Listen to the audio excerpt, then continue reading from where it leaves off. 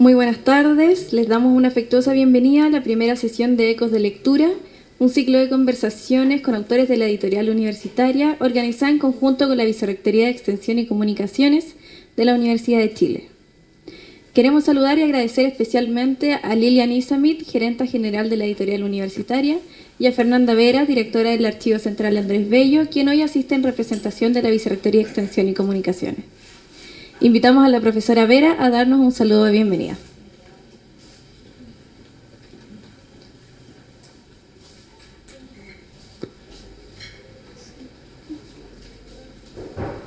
Hola a todas y todos, es un placer saludarlos hoy. Vengo en representación de la Vicerrectora de Extensión y Comunicaciones, Pilar Barba. El inicio de este ciclo de conversaciones con autores de la editorial universitaria Ecos de Lectura en el mes de la amistad y la convivencia nos tiene muy contentos, pues nos permite vincularnos con autores, autoras, académicos y con la comunidad en general a partir de reflexiones en torno a distintos ejes provocados por la lectura.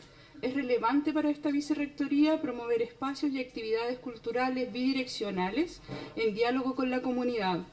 Agradecemos, por supuesto, a la editorial universitaria el poder abrir el espacio y generar esta instancia, y también a quienes hoy participan, Patricio Domínguez y Diana Urenque, moderados por Fiorella Lopresti. Finalmente, agradecemos al equipo de la Dirección de Extensión que coordinan y hacen posible este evento. Esperamos que la instancia sea provechosa y enriquecedora para todas y todos. Muchas gracias.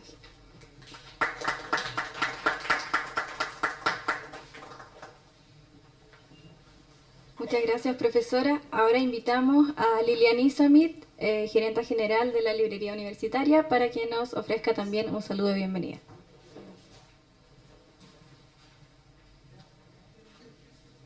Qué alegría de poder ver toda esta gente reunida, todos ustedes. De verdad la editorial está muy contenta de tenerte a ti, Patricio, también a la niña que nos acompaña, que la tenemos que esperar un ratito, ¿ya? Pero de verdad estamos muy contentos. La editorial universitaria cumplió hace muy poquito, el 24, 78 años de historia. Y lo que nos mueve por todos estos años, ¿no es cierto?, es el compromiso con la comunidad. Y principalmente hoy día con esta comunidad, ¿no es cierto?, que está ubicada acá en el entorno de Santiago. Queremos darle, y nosotros como editorial tenemos un compromiso con la cultura.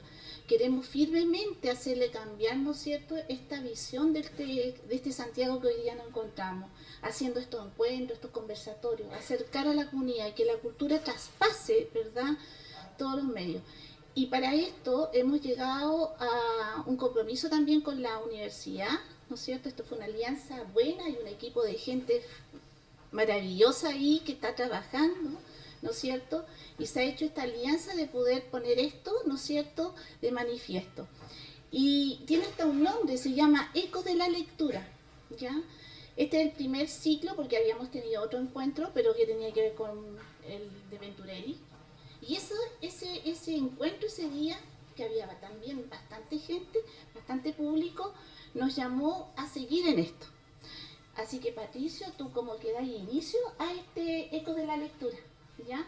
Siempre va a haber un tema mensual que lo vamos a ir comunicando a través de nuestras redes sociales y a través de la misma universidad.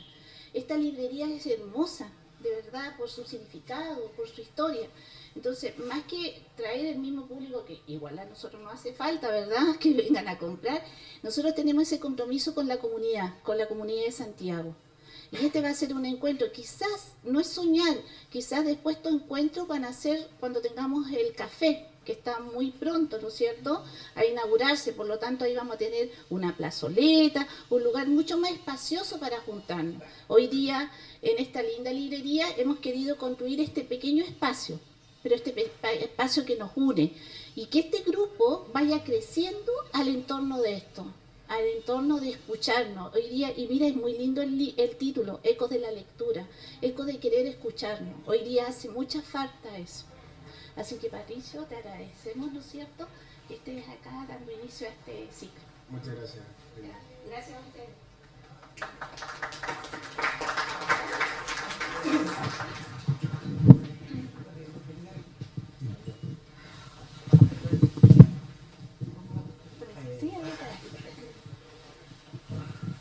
Muchas gracias, Lilian. Bueno, en esta primera instancia nos estarán acompañando los doctores en filosofía Patricio Domínguez Valdés y Diana Orenque Stefan. Habrá un primer momento más expositivo y después de eso vamos a abrir la palabra para las preguntas del público.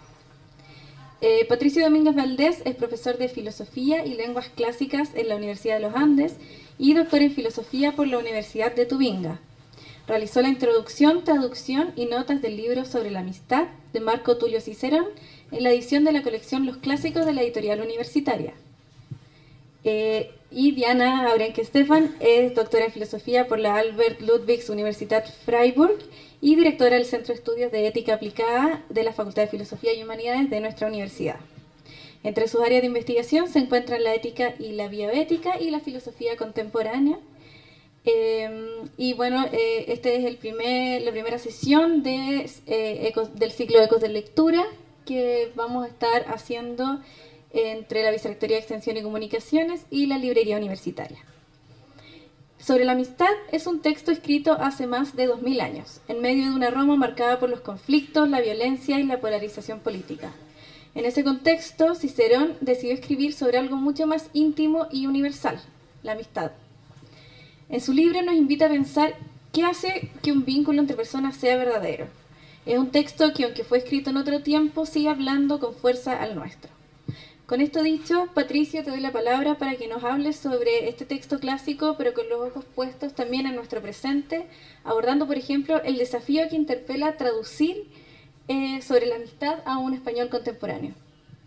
Muchas gracias, Fiorella. Bueno, en primer lugar quiero agradecer a toda la gente de Editorial Universitaria que sigue esforzándose día a día por mantener viva la colección de los clásicos, ¿no? En donde no solo ha aparecido este librito de Cicerón, sino que hay muchos libros de Platón.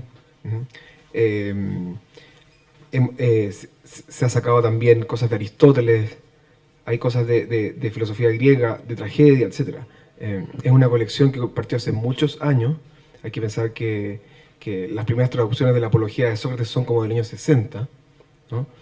Y ha seguido hasta el día de hoy gracias al tesón y al empeño de toda la gente de Editorial Universitaria, ¿ya? Eso en primer lugar. Sobre esta pequeña obra, yo quisiera decir pocas cosas porque me interesa más conversar contigo, con Diana y también con la gente que está aquí. Yo diría lo siguiente: ¿por qué es interesante leer hoy esta obrita, después de más de 2000 años?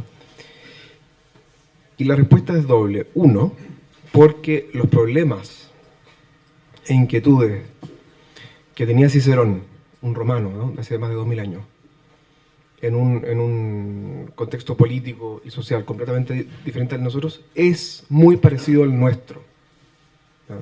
Es decir, cuando uno lee este libro, se da cuenta de que un romano del siglo I a.C. estaba preocupado de muchas cosas que a nosotros nos preocupan. Por ejemplo, a nosotros nos preocupa si acaso la amistad se funda en la utilidad o en el afecto, ¿no? Soy amigo de alguien porque ese otro me reporta utilidad, por ejemplo, me presta plata o me ayuda en situaciones de peligro, o en realidad, más importante que eso, es el afecto que yo le tengo a él o a ella por ser quien es, al margen de si me resulta útil o beneficioso. Esa es una pregunta que se hace cualquier persona, en cualquier contexto, y Cicerón se la hace con mucha agudeza. Otro problema, ¿no?, que nos hacemos hoy, otra pregunta, perdón, que nos hacemos hoy: ¿es necesaria la amistad para la política? ¿O en realidad la política es simplemente una lucha en la cual todo vale, como en la guerra? ¿O en realidad tanto los ciudadanos, ¿no?, el simple votante, tiene que ser, en cierto sentido, amigo del otro, aunque sea su opositor político, para que la sociedad no se caiga? Y lo mismo vale para la clase política, ¿no? ¿Deberían los políticos ser amigos entre ellos? ¿Debería haber una amistad, una cierta cordialidad? ¿Debería haber un límite ético entre las cosas que se hacen y se dicen?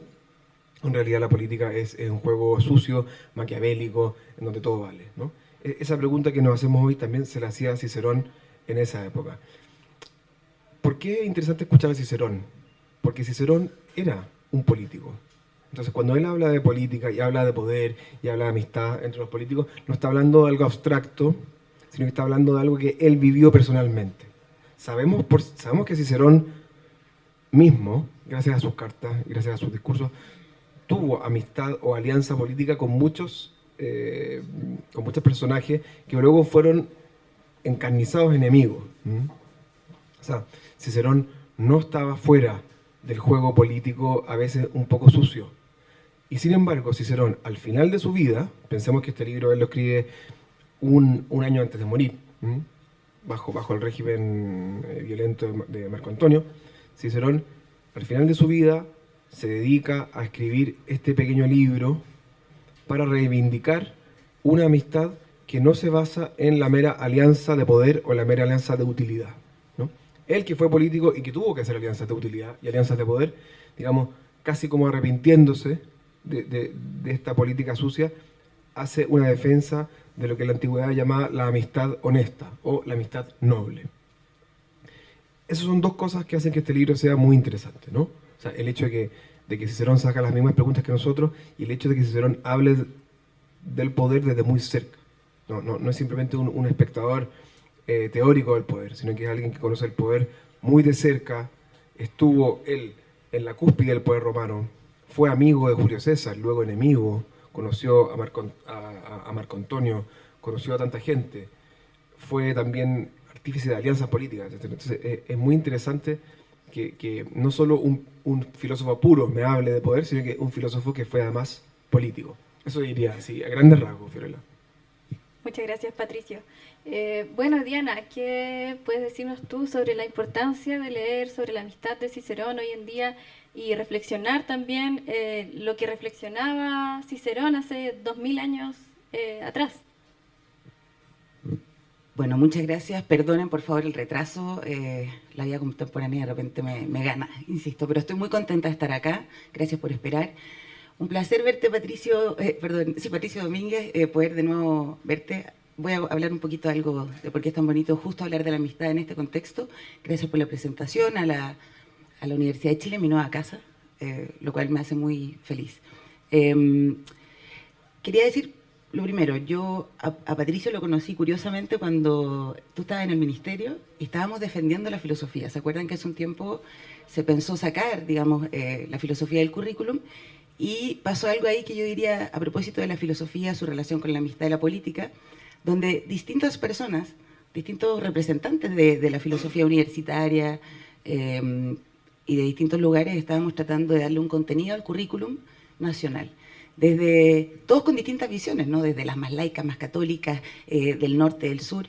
Y fue un lugar donde efectivamente habían distintas visiones, pero había una amistad en torno a lo importante, que era hablar de filosofía y qué pensamos, y dentro de un espacio que es muy bonito, que nos tocó encontrarnos ahí y ahora nos toca encontrarnos en algo más bien teórico, pero como bien dijo Patricio, parece que nunca es solo teórico, ¿no? La amistad tiene un componente, o sea, nunca es solo práctico, perdón, tiene un componente teórico importante, político, y yo creo que eso precisamente, bueno, ya lo dijo Patricio respecto al texto de Séneca, pero en realidad Aristóteles ya lo decía, ¿no? De una otra forma, la gran pregunta es ¿qué es lo que hace que las comunidades funcionen?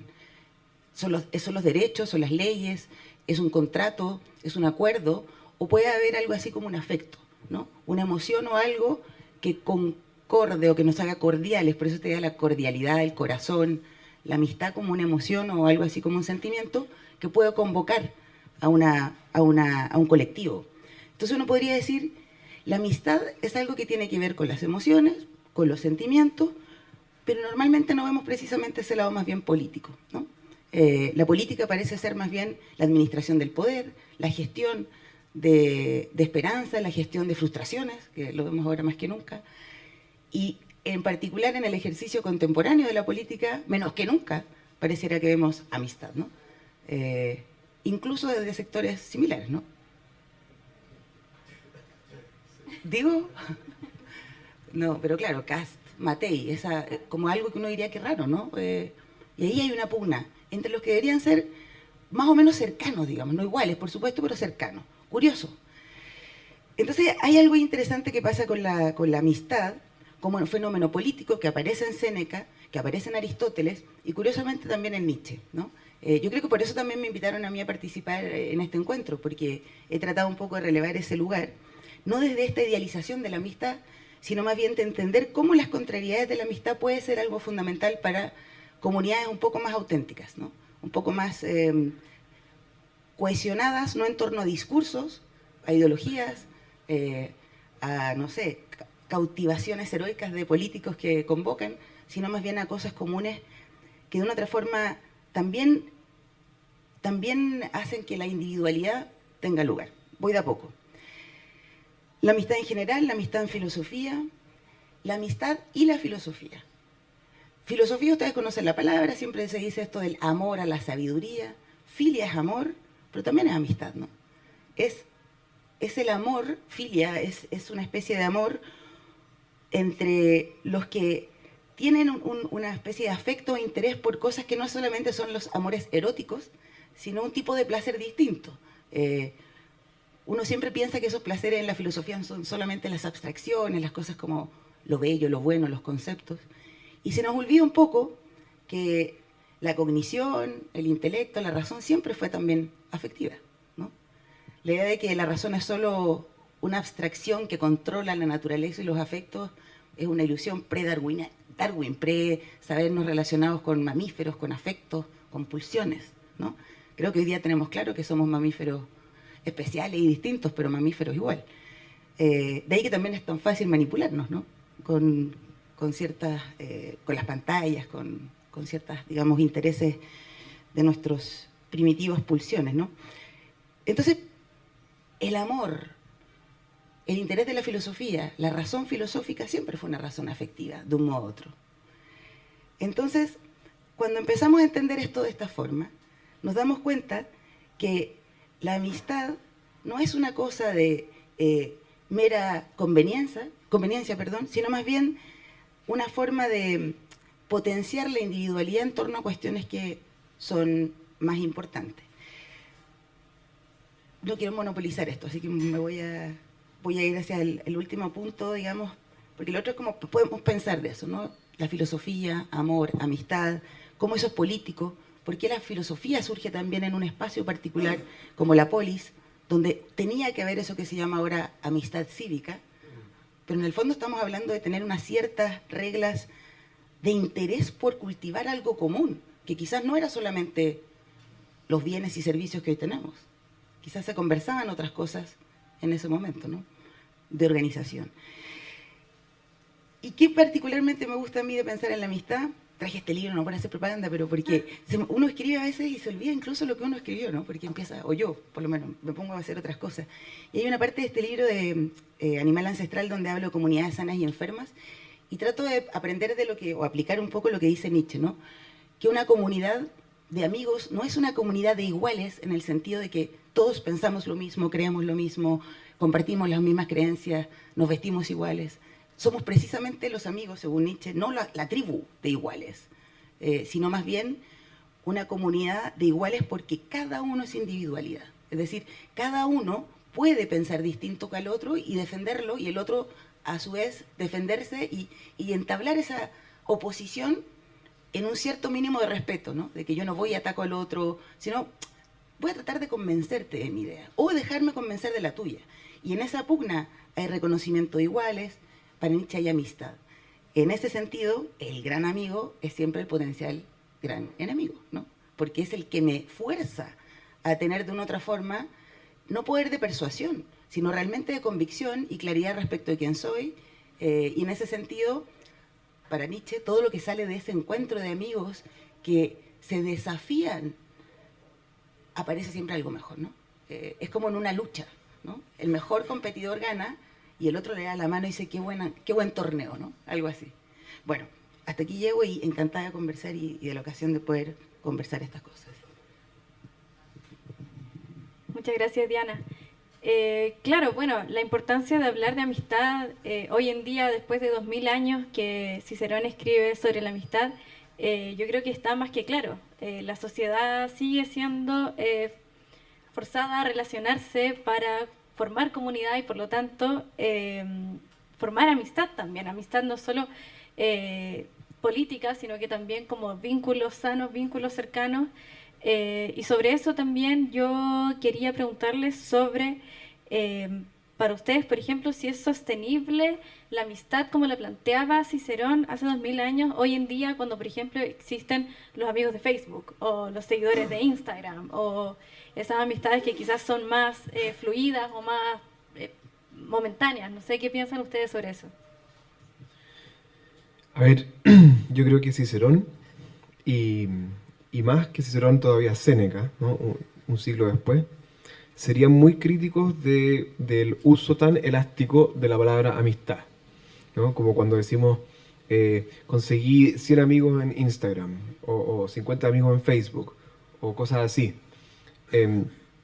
Cicerón dice algo que ya había dicho Aristóteles, y dice: el verdadero amigo, en sentido, o el sentido principal de la palabra amigo, es un otro yo. Es alguien con quien tengo tanta confianza como conmigo mismo, y por lo tanto yo debería hablar con el amigo como me hablo a mí mismo, ¿no? Ese es el ideal de amistad. O sea, y por eso es que la amistad también, dice Cicerón, se da entre pocos. No es que pocas personas pueden ser amigas, no, todo el mundo puede ser amigo, pero yo no puedo tener 1.000.000 de amigos, como decía Roberto Carlos, ¿no? Cada uno puede tener muy pocos amigos porque se necesita un nivel de intimidad muy alto. Y ese nivel de intimidad además exige haber pasado mucho tiempo juntos, ¿no? Por eso el concepto de amigo instantáneo, ¿no? Que además está mediado por la tecnología, es decir, no está mediado por la presencia real y continua, es simplemente un remedio de amistad, ¿no? Y eso también sucedía en el mundo antiguo. Hay que pensar que en el mundo antiguo la palabra amigo, philos o amicus, significaba muchas cosas, ¿no? Y un uso que Cicerón quiere atacar especialmente es el uso de amigo como aliado, ¿ya? Porque amicitia o amicus significa alianza o aliado. Y la verdad que cuando uno entiende la amistad como una mera alianza, Cicerón piensa que uno degrada la amistad, porque la alianza siempre es en vistas a otra cosa. Y esa otra cosa siempre es un fin extrínseco a la amistad. Es decir, yo soy aliado, por ejemplo, de tal persona para conseguir un fin. Puede ser un fin económico, puede ser un fin legítimo, pero una vez que ese fin se logra, la amistad se disuelve, ¿no? Mientras que la amistad noble o la amistad honesta, que se parece mucho más a lo que dice Diana acerca de esa amistad nietzscheana entre iguales, que son capaces de desafiarse, ¿no? Cicerón dice que la amistad tiene que dar pie a un torneo, ¿no? Un torneo de virtudes, ¿no? O sea, ¿quién es más generoso? ¿Quién es más amable con el otro? Etcétera. Claro, esa amistad no se agota en un proyecto extrínseco a la amistad, sino que disfruta de ella misma, ¿no? Por eso Aristóteles decía por ahí en la Ética Nicómaco, en el libro 8, que el amigo quiere, sobre todo, vivir con el amigo, ¿no? El verbo zusen, ¿no? Convivir o pasar el tiempo juntos. Y eso ya es grato. No necesariamente la amistad lleva a un proyecto útil. Eso diría, Perela. Bueno, yo suelo agregar que, claro, efectivamente, de hecho Instagram ni siquiera es como amigos, son seguidores, que es una cosa mucho más, yo diría, honesta, ¿no? Pues uno tiene seguidores, lo cual igual es perverso, ¿no? Es como una cosa... O sea, perdón, porque Cicerón también habla al final de este libro del gran peligro de la amistad, que es la adulación, ¿no? El adulador se parece mucho a seguidor. O sea, tener, no sé, 1000 aduladores en Instagram. Al menos Facebook es como más clásico, ¿no? Y se habla de amigos todavía. Probablemente tendríamos menos Instagram si se viera como aduladores. No sé, nos suena como muy encantador. Pero a mí me encanta Instagram igual, esa es la locura. Pero sí, hay un libro, a propósito que estamos en una librería, y esto también es ecos, ¿no? de trabajo, y reconocer a los colegas filósofos chilenos, chilenas que han hecho tantos trabajos y que a veces uno dice, o sea, costó harto tiempo que empezáramos a citarnos entre nosotros, ¿no? Entonces, en ese mismo sentido, hay un libro que se llama Fraude Book, que es de Vicente Serrano, filósofo español, pero que vivió muchísimos años en la Universidad Austral, en Valdivia. O sea, trabajó ahí y vivió allá. Interesante, ¿no? Fraude Book, uno de los primeros libros que analizaba un poco este fenómeno de que se engañaba con la idea de la amistad. Pero más allá de que tiene, yo concuerdo con esto, y evolutivamente también está comprobado, ¿no? Que ningún ser humano puede tener más, o sea, cerebralmente no estamos capacitados para tener más de, como ¿cuánto creo que eran? Como 20 amigos o un poco más. O sea, esto de tener cientos de amigos no comprendemos, empieza a ser un número más. Es como cuando en la televisión aparece, o aparecía dramáticamente en pandemia el conteo de muertos, y aparecían, al principio era terrible y de repente era como 200, 50, 300, dejaba de importar, porque se vuelve un número, ¿no? Con la amistad un poco lo mismo, excepto que uno le dé el sentido permanente y constante de lo que significa, aparece un número nomás, ¿no? Es raro. Pero yo pensaba y decía, bueno, pero ¿qué pasa? Que igual funciona, ¿no? Y claro, hay una cosa, y vuelvo a lo que quizás quería decir antes, y que creo que a nosotros en filosofía nos costó entender. Creo que mientras más conocemos la biología, Maturana trató de mostrarlo, creo que el efecto de sentirse en comunidad, incluso abstracta, es poderoso. Es decir, por supuesto que no hay amistad cuando uno tiene 300.000 seguidores de hecho es terrible, ¿no? Porque como que te escriben, tú escribes, estás en deuda con todo, es terrible, ¿no? Pero sí uno ve ciertos análisis de bienestar infantil, de adolescencia, de adultos, casi siempre tienen que ver con esta idea de que hay una comunidad, incluso abstracta detrás, que me apoya y protege. Incluso que no sea una cosa personalizada. Por ejemplo, estuve la semana pasada en un encuentro donde un psicólogo había hecho varios experimentos sobre bienestar en contexto escolar chileno. O sea, una cosa compleja. Y decía que de una otra forma, niños, sabemos que los niños, los menores que están siendo objeto de bullying, sufren muchísimo, eso lo conocemos. Pero decía que los niños que sufren bullying, pero que tienen un contexto en el cual se sienten protegidos y vinculados de una u otra forma con el colegio, sus profesores o profesoras, lo pasan mal, pero mejor, tienen un mayor bienestar que quienes solo sufren bullying y no tienen ese suelo abstracto de comunidad donde se sienten parte. Entonces yo creo que, no digo que sea honesto esto de Facebook o de Instagram, que sea real, pero algo activa una sensación de sentirse parte de algo más grande, una suerte de trascendencia en tiempos de falta de trascendencia, que tranquiliza.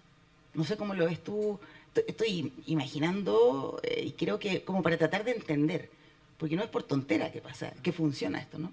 Algo nos está llenando este vacío tecnológico de una sensación de comunidad y amparo que no está en la realidad, pero que protege. Sí. A ver, yo creo que Cicerón estaría de acuerdo en algo que tú dices, Diana, y es lo siguiente. Cicerón era un político y la política se basa en tener seguidores, ¿no? Y además, Cicerón piensa que la política es una especie de encontrar la trascendencia o la inmortalidad. Él habla de la inmortalidad a través de la gloria. La gloria es un tipo de fama, ¿no? Y esa gloria, la gloria romana, dice Cicerón por ahí, claro, se consigue levantándose temprano y yendo todos los días al foro y saludar a la gente, ¿no? Así se logra. Cicerón sabemos que escribió además un manual de campaña política. Y eso se parece bastante a ser activo, ¿no? En redes sociales o ser activo en los medios, ¿no? Ahí quizás se podría hacer un contrapunto entre Cicerón, que era político, y Séneca, que era más bien antipolítico, ¿no? Séneca en una carta llega a decir lo siguiente, dice, no te juntes con 3 personas, ¿no? Ni con 2, ni con 1. Todo eso te va a dañar. Quédate solo. Cada vez que salgas de tu casa vas a volver peor. Y cosas por el estilo, ¿no? Como está esa idea de que el contacto permanente con la opinión común, ¿no? con el barullo público, como que ensucia la mente o el alma, ¿no? Quizás Cicerón hubiera estado más de acuerdo con una política moderada de likes o cosas así, ¿no? Sobre todo porque era un hombre ambicioso, ¿no? Era un hombre ambicioso políticamente. No sé si era un hombre ambicioso desde el punto de vista de los afectos, pero pero quizás tiene mucho que ver, o sea, como dice Diana, el verse seguido, admirado por una muchedumbre, aunque no sea personal, también tiene un efecto positivo, ¿no? Sí. Sí, qué interesante también analizar la amistad como algo que construye comunidad, que es algo que también yo creo que estamos muy en crisis hoy en día.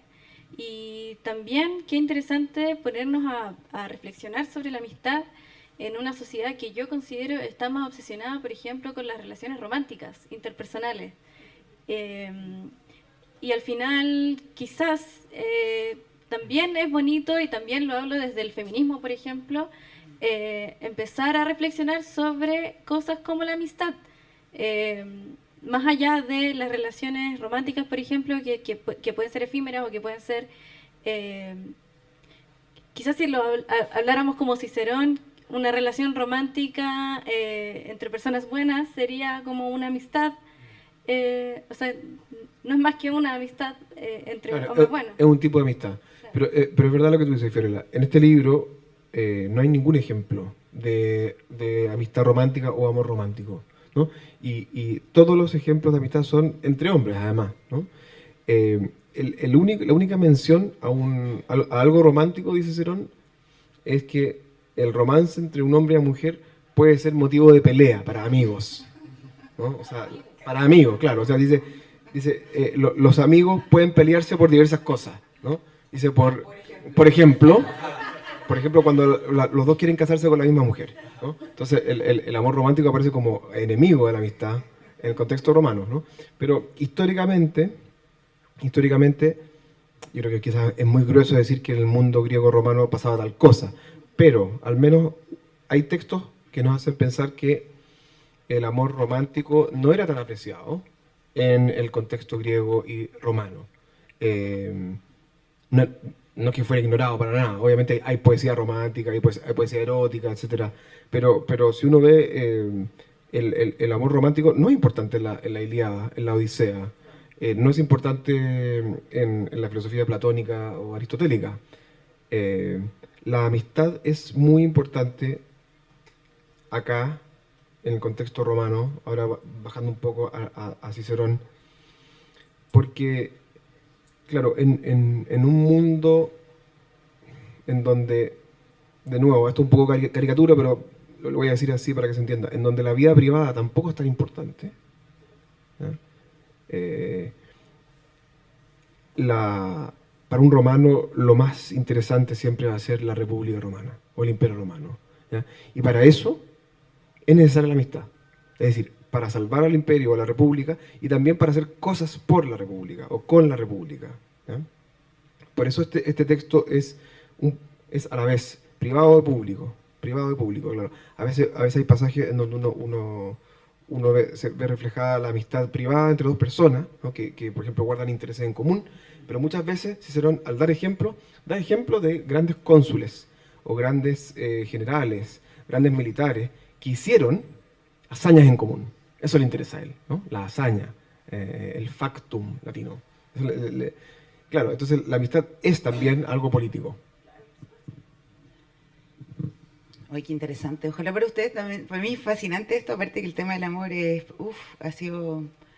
Estoy terminando un libro sobre el amor. Entonces, pero mira, dos cosas. Una, cuando tú decías Fiorella, que estamos como obsesionados con esto de las relaciones de pareja o románticas, yo primero diría, creo que ya no. O sea, de hecho, cuando miramos, por ejemplo, muchos estudios, ¿no? Y encuestas, aparece que cada vez hay menos vínculos románticos e intereses de los más jóvenes de formar estos vínculos.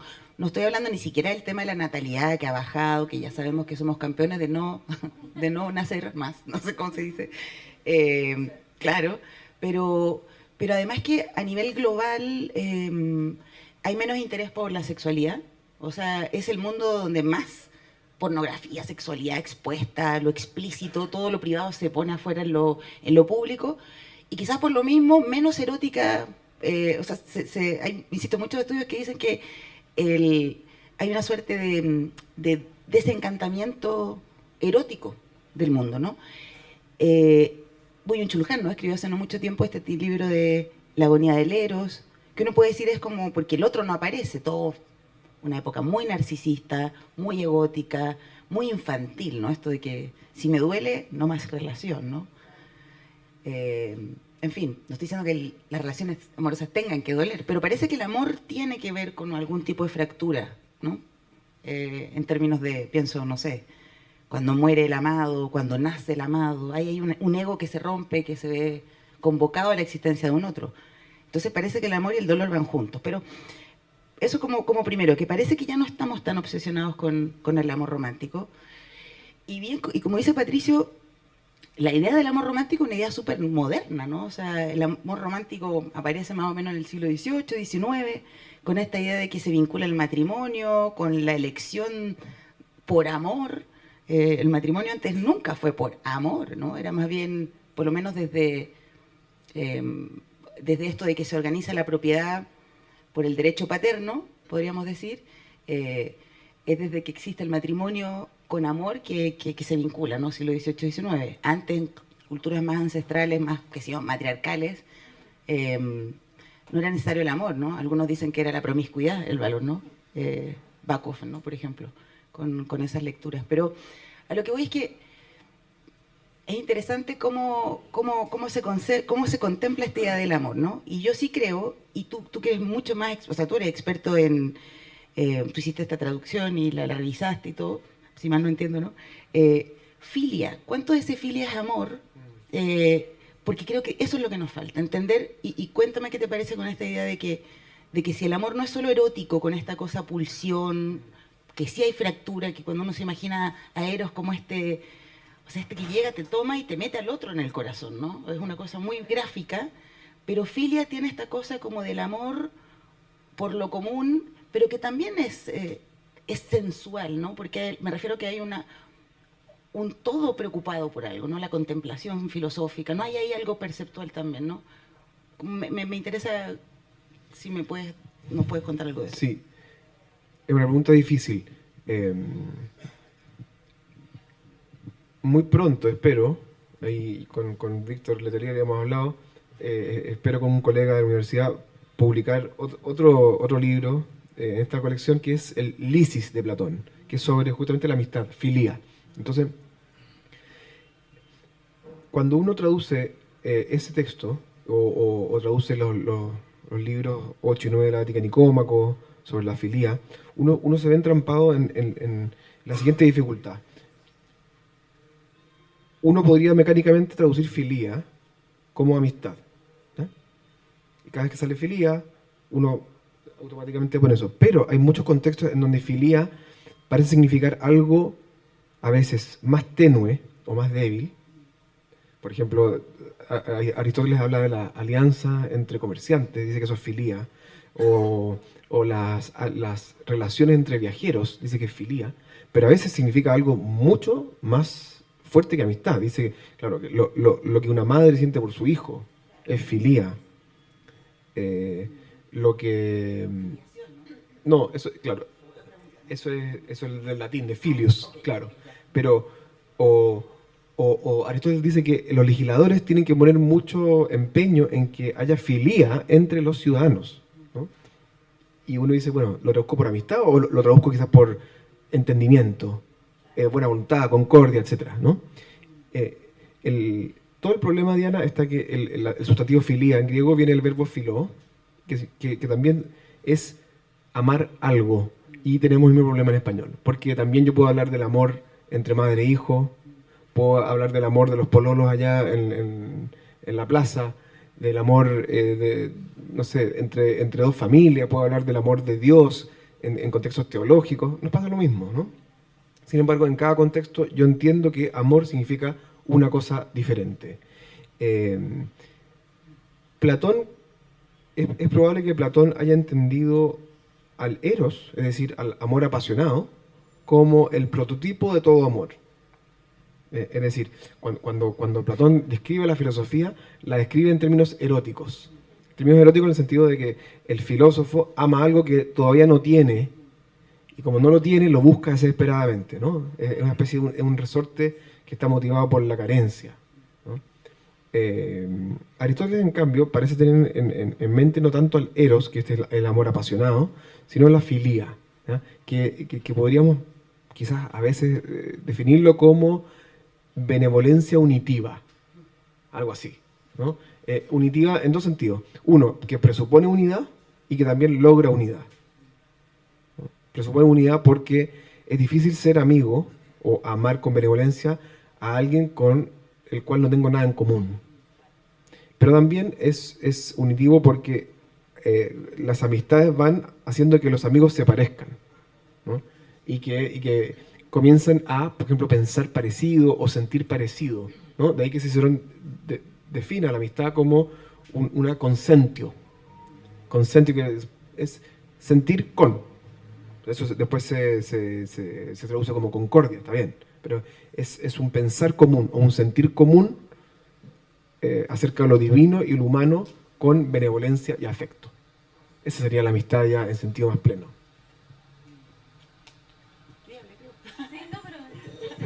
Estoy anotando y pensé que querías agregar algo. No, bueno. Sí, totalmente. Sí, yo creo que quizás es momento de ver si es que alguien del público tiene alguna pregunta, quiere hacer alguna pregunta. Abrimos la palabra.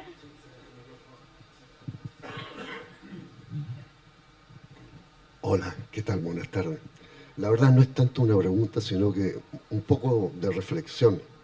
Con los años uno se va dando cuenta que la amistad tiene muchos elementos que confluyen para que ésta se produzca o no. Y todo depende, a mi juicio, de la experiencia que uno tenga, del contexto en el cual se crió, en el cual se desarrolló, las experiencias que tuvo con sus similares o sus semejantes. Pero llevado desde el punto de vista político, a propósito de Cicerón, ¿cómo puedo ser amigo de una persona que defiende el crimen, la tortura, el asesinato, como una justificación a algo que cree que es superior? Patria. El nombre de patria que le da el permiso necesario como para cometer los crímenes más abyectos que existen. Tengo amigos, varios, que efectivamente justifican lo que ocurrió. Y yo digo amigos varios, porque en el fondo realmente pienso que no son amigos. No puedo ser amigo. No puedo ser amigo, aunque me cueste, aunque me digan en la familia, pero ¿cómo? Es que no puede. Tiene que haber un mínimo que nos una, un mínimo de valores que compartamos. El decir, oye, el respeto por los demás, el respetar la opinión ajena. El respetar la opinión ajena, a mi juicio, no es justificar la opinión ajena, ni es justificar los actos ajenos. Lo que sí yo respeto, dentro del ámbito de la convivencia de las personas, el derecho que todo el mundo tiene a expresarse, a decir lo que piensa, tiene todo el derecho del mundo. Pero yo tengo el derecho de retrucar lo que está diciendo, oponerme a lo que está diciendo, hacer todo lo posible para lo que está diciendo no haga mella en el resto, no influya en el resto cuando esto es un peligro para las personas. Tengo amigos de más de 60 años, varios de ellos, alrededor de 20, como dan una cifra por ahí de que uno tiene amigos, alrededor de 20 que he podido reunir en mi vida, pero la mayoría de ellos desde cuando teníamos 11 años, 12 años, hasta el día de hoy. Calculando más o menos lo que hoy es séptimo básico, fuimos compañeros, primero humanidades se llamaba entonces. Nunca nos hemos separado. Nos casamos con hijos, hijas, hemos sido compadres, amigos, pero que comparten vacaciones, etc. Hay un par que efectivamente defiende estas situaciones, pero indudablemente que poco a poco se ha tenido que retirar porque el resto compartimos el otro respeto fundamental por el ser humano. Fundamental por el ser humano. Y además, con la idea permanente de que el hombre es perfectible, que el hombre puede cambiar, que que el hombre no siempre tiene que mantener una actitud frente a elementos que son realmente nocivos para todos en algún momento. Hoy día esas diferencias se están notando mucho más justamente a raíz de eso. El país está dividido, hay dos mitades, eso es una realidad. De repente el 51, 52, de repente el 45, el 49, en el fondo estamos divididos. Porque unos aceptan algo que el resto no puede aceptar. No puede aceptar, sería una traición a los principios humanistas. Eso es lo grave, eso es lo que nos está ocurriendo hoy día. Vamos al fondo del asunto. Eso es lo que está ocurriendo, independiente del partido político X. No tengo ningún partido político, pero creo que el hombre tiene que progresar permanentemente. Tiene que ir adquiriendo nuevos valores, nuevas visiones, respetando a las personas. Tienen derecho a ser libre. Cada persona tiene el derecho de ser libre y hacer lo que estime conveniente desde su punto de vista para su vida y la vida de su familia. Pero eso dentro del marco del respeto por el ser humano. Eso. Claro, totalmente. Qué interesante su reflexión. ¿Cuál es su nombre, perdón? Efraín Medel. Qué interesante su reflexión, Efraín. ¿Sí? Muchas gracias, Efraín. Yo creo que llevando su reflexión al texto, yo creo que los antiguos, estoy pensando en Aristóteles, pero también Cicerón, pensaban que la amistad cívica, este subtipo de amistad, presuponía un acuerdo. No un acuerdo total, porque eso es imposible, sino que Aristóteles dice que presupone el acuerdo de el bien de la polis, es decir, aquello que constituye la perfección de la comunidad política, ¿no? Y para Cicerón, por ejemplo, en un contexto completamente diferente, ese límite era la República Romana. Por eso los ejemplos más odiosos de Cicerón en contra de personas que digamos que han sido malos amigos son los que quieren hacerse del poder total y dejar de servir a la República. Entonces, claro, la amistad no es solo afecto, sino que es concordia acerca de lo humano, lo divino, ¿no? Entre paréntesis, lo divino para Cicerón es aquello que corresponde a la divinidad de la República, por si acaso. Concordia respecto a lo humano, lo divino, con benevolencia de afecto. Uno puede tener afectos con respecto a alguien que sé yo, incluso un criminal, sí, pero amistad no, porque la amistad es recíproca.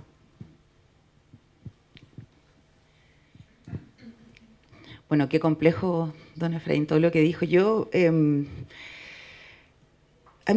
quiero, pienso lo siguiente, más que dos mitades o polarización, el problema es que estamos en un momento donde Sloterdijk habla, como otro filósofo no más contemporáneo, dice la perversa pluralidad, ¿no? El problema de la pluralidad es que somos tantos, tan distintos, que eso significa ¿qué cosa? Que esos mínimos comunes que a lo mejor se pensó con los derechos humanos, por ejemplo, ¿no? Que es un acuerdo, y que es un acuerdo reciente, ¿no?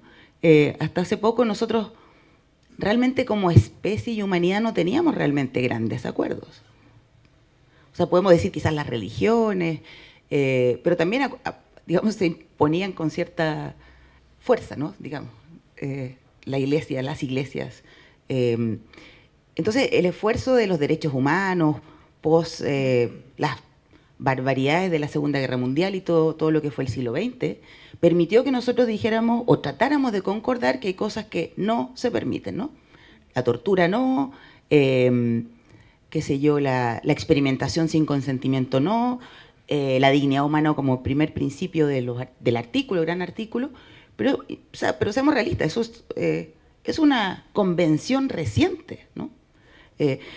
Por eso cuando, por ejemplo, Patricio dice, bueno, esto funcionaba porque la República era considerada como una divinidad en cierto sentido, o sea, había un trascendente detrás, una institución que era legítima y validada, donde lo individual quizás podía ser reemplazable, cometer errores, pero había una institucionalidad que respetar.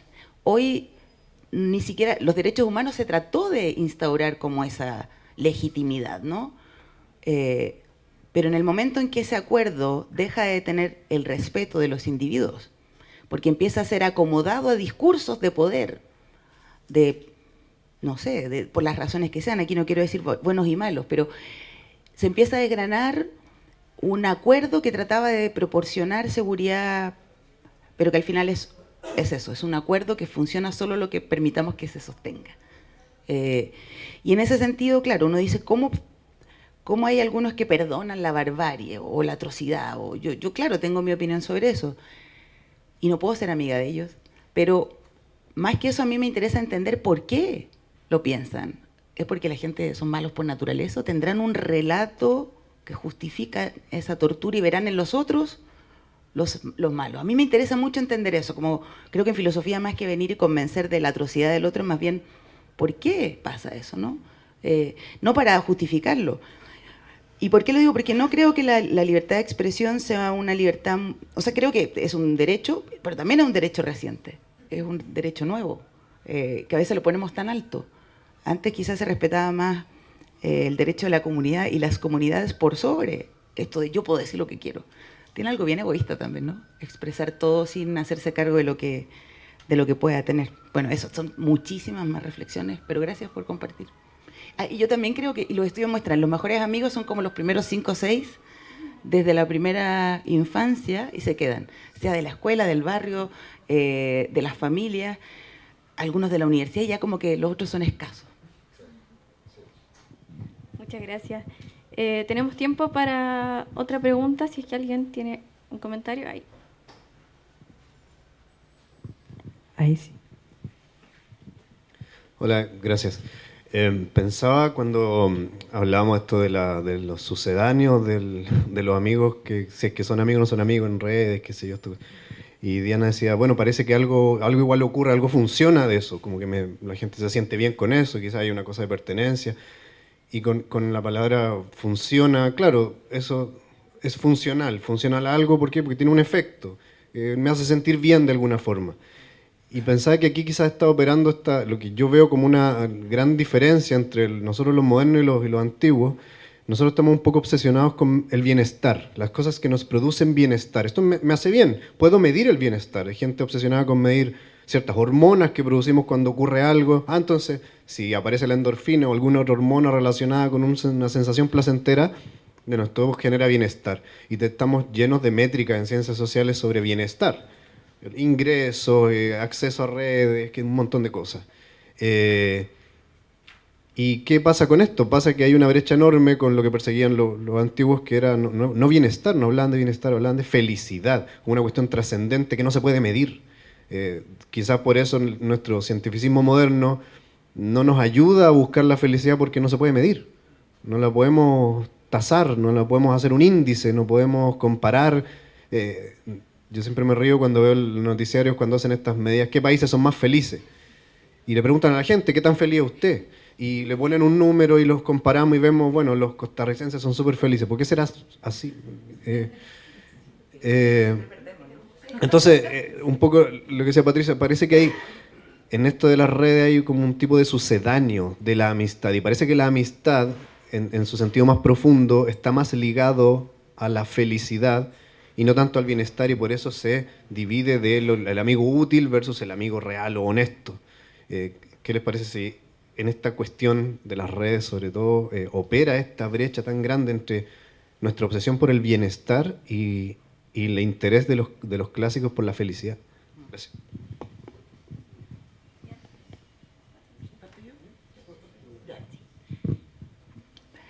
O sea, claro, está bueno eso de...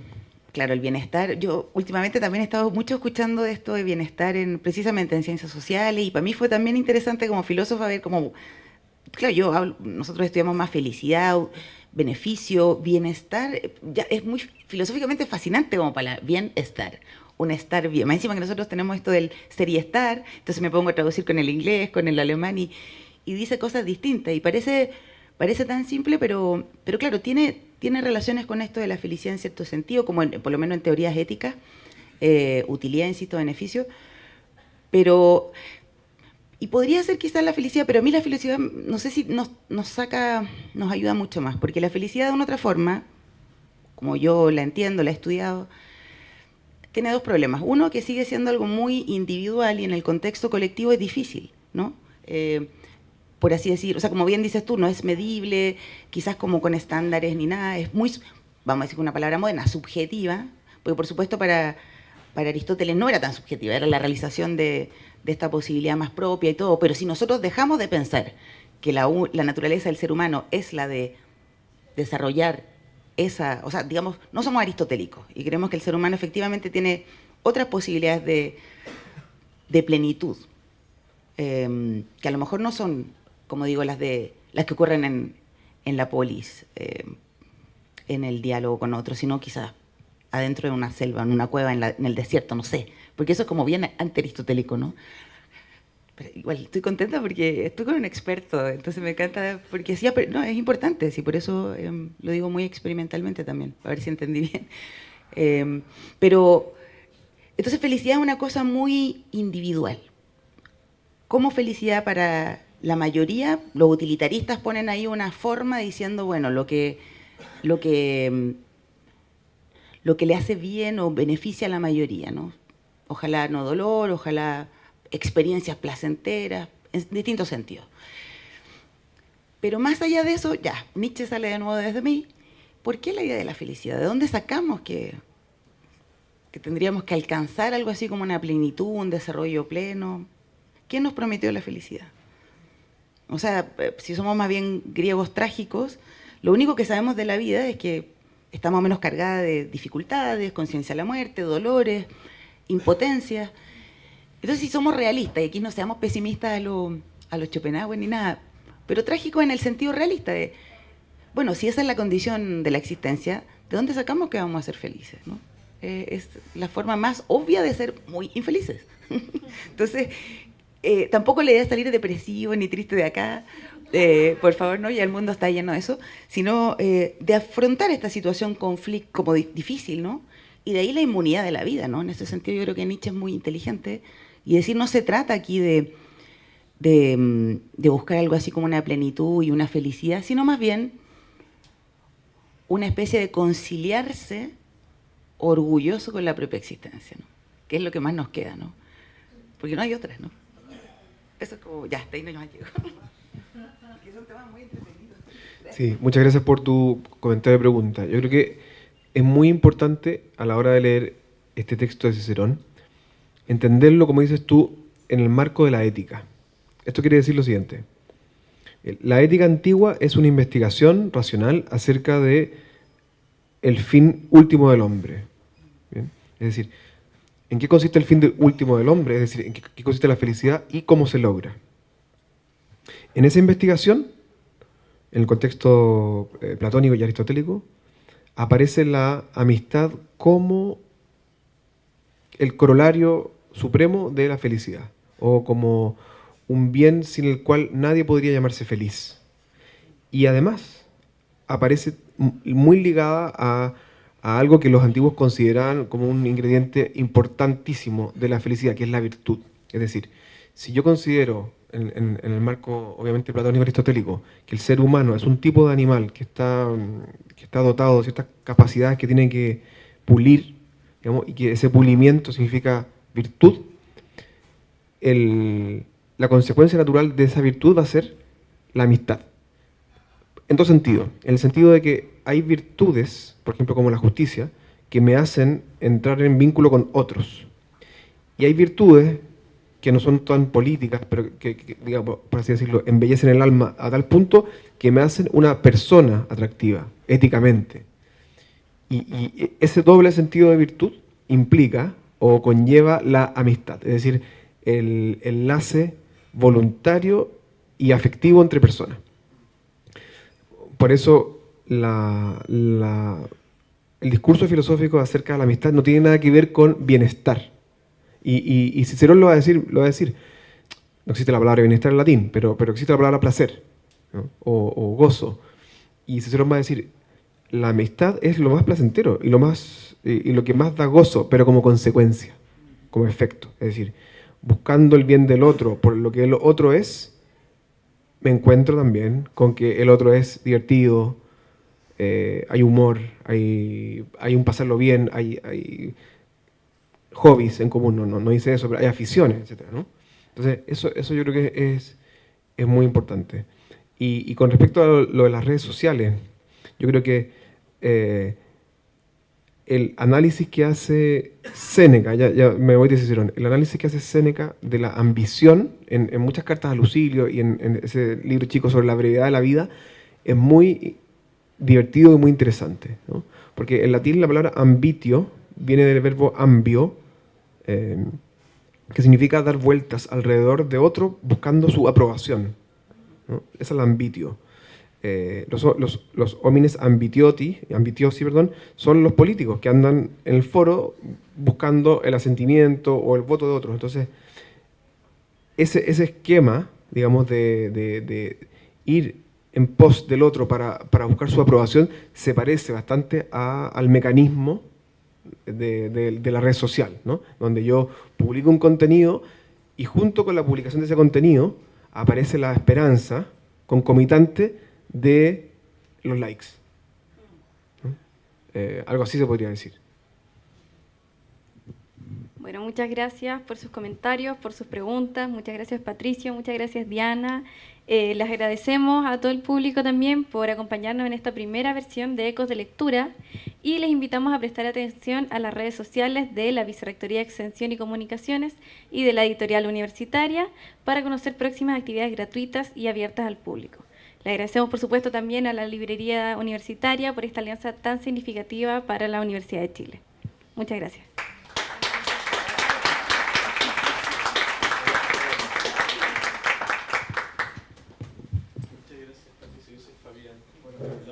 Si quieren pueden pasar a tomarse un café, un té, hay unas galletitas.